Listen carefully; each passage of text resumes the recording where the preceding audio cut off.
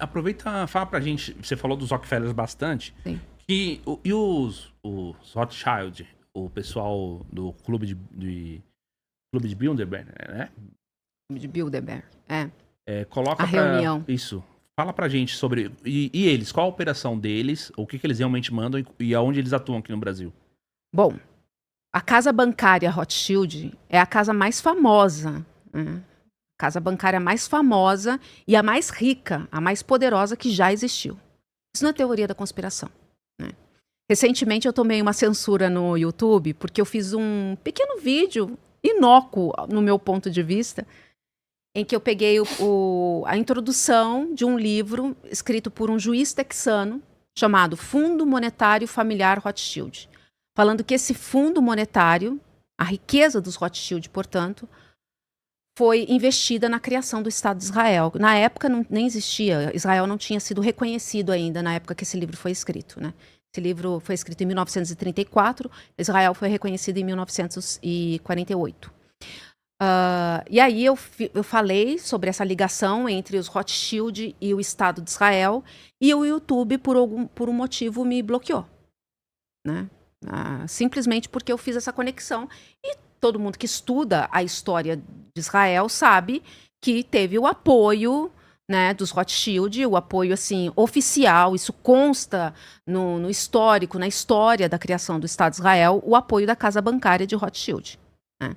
E os Rothschild, eles foram colocando seus filhos em vários países para dominar a economia de vários países. Os Rockefellers, eles são sócios dos Rothschild. Há quem diga que os Rockefeller cresceram nos Estados Unidos através do incentivo da família Rothschild, né? Isso daí eu não tenho como provar, mas há aí uma desconfiança dessa ligação entre a família Rockefeller e a família Rothschild, né? E, de fato, é uma família extremamente poderosa. Hoje em dia, a gente não ouve mais falar do poder da família Rothschild. A gente vê muitos esses milionários atualmente, Bill Gates, milionários não, né? Bilionários, riquíssimos, né? Você não tem mais esses nomes, nem os nomes Rockefeller, nem os nomes Rothschild, porque essa gente já chegou num nível de poder tão grande, que o dinheiro para eles não é importante, né? Dinheiro para eles não é mais importante. Sim. Porque eles já conquistaram poder institucional. É verdade que eles vieram, digamos, de uma dinastia lá da Idade Média, que já naquela época entendia como o mundo É a teoria da conspiração, eles vão falar, né? Eles vão dizer. As casas bancárias, por exemplo, na Alemanha teve uma casa bancária muito famosa que praticamente financiou todo o processo ali das grandes navegações, né? Aquele período em que estava desenvolvendo muita tecnologia para justamente a conquista da América. Reinos eram financiados pela Casa Fugger, né? Uma casa bancária alemã. Eu tenho uma desconfiança que existe uma ligação entre essa casa Fugger e os Rothschild, mas são coisas que a gente não consegue provar, entendeu? Então, se os Rothschild, a dinastia veio, né, da Idade Média, não tem como provar de fato, assim, que essa riqueza já existia lá na Idade Média, que essa riqueza já existia em outros contextos históricos, né? A gente não tem como provar, mas é uma riqueza até hoje muito grande. Uma coisa que a gente tem que deixar aqui bem destacado é que o Estado de Israel tem uma ligação umbilical com a casa Rothschild. Umbilical. Mas é verdade que também, por exemplo, vamos focar nos Rothschild. Eles vão casando entre eles. Sim, endogamia. Isso é muito comum, por isso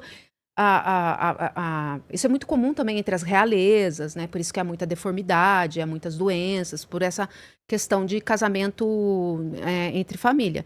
E, de fato, os Rothschild, eles casavam entre si. Não, mas eu quis dizer casamento assim, entre eles digamos, da mesma categoria, não na mesma família, né? Tipo... Mas tem casamentos da mesma família. Irmão com irmão? Não digo irmão com irmão, mas primos, entendeu?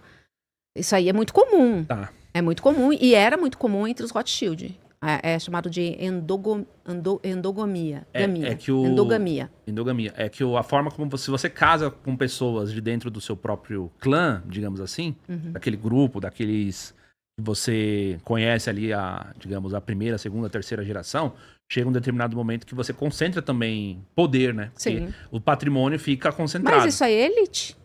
Se você definiu a elite. A elite, ela sempre vai ficar fechada. A elite ainda casa por casamentos arranjados.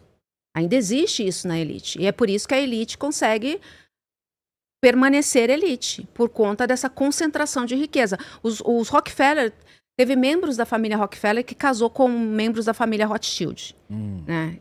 Mas se você pegar os casamentos da família Rockefeller, sempre com alguém da elite, né? Filhas de políticos, de empresários. Nunca. Essa história de que rico casa com pobre é só Marimar. É novela mexicana, né? É muito raro. Sim. É muito raro isso acontecer.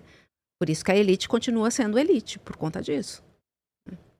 Esses Rothschild, eles chegam no poder através do sistema bancário. E hoje eles mandam no que exatamente? Para onde vai esse dinheiro? Então, porque assim, hoje nós não vivemos mais no mundo da época que os Rothschild oficialmente dominavam o sistema bancário. Hoje você tem outras casas bancárias, você tem a economia, ela é diferente, né? A economia, ela é diferente. Mas uma hora eles botaram esse dinheiro nessa Uma economia. hora eles botaram, através da usura. Empréstimo a juros. Através do empréstimo a juros. E essa prática do empréstimo a juros começou com os judeus. Porque eles, segundo os próprios judeus, como por exemplo o economista Jacques Attali, ele é um conselheiro dos governos franceses e ele é judeu. Ele chegou a escrever um livro explicando por que os judeus trouxeram a usura para o mundo, né? Ele diz que, sim, foram judeus oficialmente, só que ele diz que os judeus, como eles eram barrados de praticar o comércio, eles tiveram que sobreviver e a sobrevivência deles foi através da usura. Né? E por isso eles eram muito criticados, havia uma crítica muito mordaz à usura. A igreja cristã, ela tinha a usura como um pecado. Sim, né? É isso mesmo. Então, as casas bancárias, essas casas bancárias dentro do universo capitalista, elas crescem de fato pela usura. Eu te empresto aqui e você vai ter que pagar o dobro disso.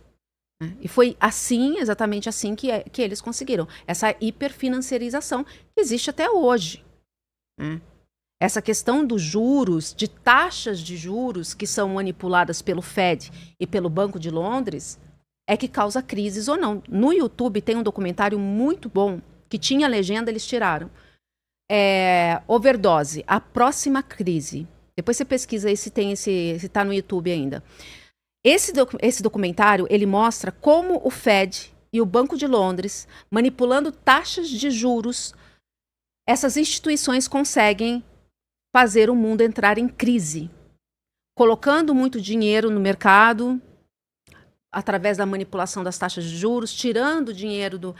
É um documentário, assim, fenomenal, que eu recomendo. Quem gosta de economia e não entende essa questão dos juros, né, e acha que essa questão dos juros é mito, e não tem nada a ver, assiste esse documentário, Overdose, a próxima crise.